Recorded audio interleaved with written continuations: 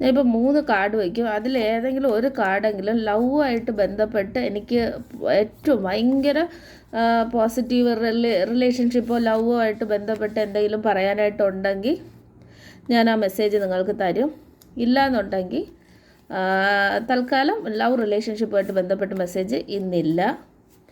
അത്രയും പോസിറ്റീവായിട്ട് അത്രയും ഈ കാർഡിൽ തന്നെ അങ്ങനെ ഉണ്ട്. അപ്പോൾ അങ്ങനെയുള്ള ഒരു കാർഡ് വന്നാൽ മാത്രമേ ഞാൻ മെസ്സേജ് തരുള്ളൂ.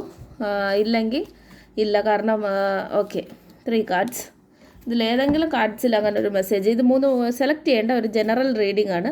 Temperance, embrace, okay 9 of ones. 9 of ones എന്ന് പറയുമ്പോൾ നിങ്ങൾ ചിലപ്പോൾ എന്തെങ്കിലും ഒരു ചെറിയ ബ്രേക്കപ്പോ കാര്യങ്ങളോ ഒക്കെ കഴിഞ്ഞിരിക്കാനുള്ള ഒരു സാധ്യതയുണ്ട്.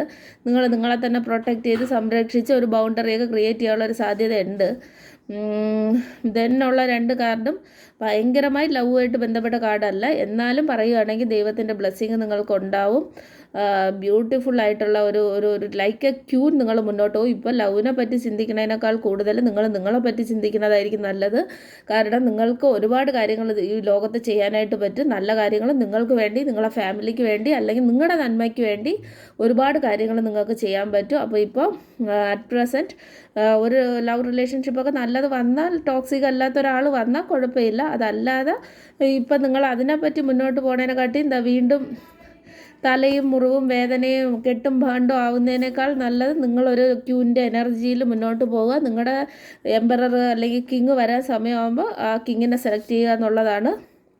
അത്രയും ഡീറ്റെയിൽഡായിട്ട് പറയാനുള്ള റീഡിങ് പഠിത്തം എനിക്കായിട്ടില്ല. അതുകൊണ്ടാണ് ഞാനിപ്പോൾ കിട്ടിയ മെസ്സേജ് മാത്രം റിസീവ് ചെയ്തത് പറയുന്നത്. ഭാവിയിൽ നിങ്ങൾക്ക് ഒരു ഭയങ്കര ഒരു അത്ര ഇഷ്ടപ്പെടുന്ന ഒരു സോൾമേറ്റ്, ഒരു ഇൻഫ്ലെയിമോ വരുമോ എന്നൊന്നും പറയാറായിട്ടില്ല.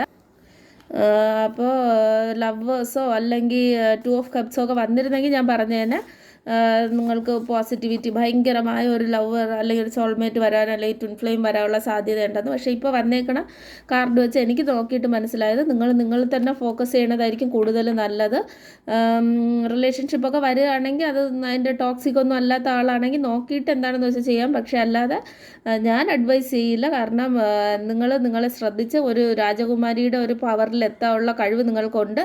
അതിലേക്ക് എത്താൻ വേണ്ടിയിട്ടുള്ള യാത്രയിൽ പോണതായിരിക്കും നിങ്ങൾക്ക് നല്ലത്. അപ്പോൾ താങ്ക്സ് ഫോർ വാച്ചിങ്. വീഡിയോയിൽ പോസിറ്റിവിറ്റി ഇഷ്ടമായി കഴിഞ്ഞാൽ ചാനലൊന്ന് ലൈക്ക് ചെയ്ത് സബ്സ്ക്രൈബ് ചെയ്യുക. താങ്ക് യു യൂണിവേഴ്സ് അല്ലെങ്കിൽ ഐ സറണ്ടർ ടു ഡിവൈൻ എന്ന് കമൻറ്റ് ചെയ്യുക. അപ്പോൾ വീഡിയോ അത്രയേ ഉള്ളൂ. ബൈ.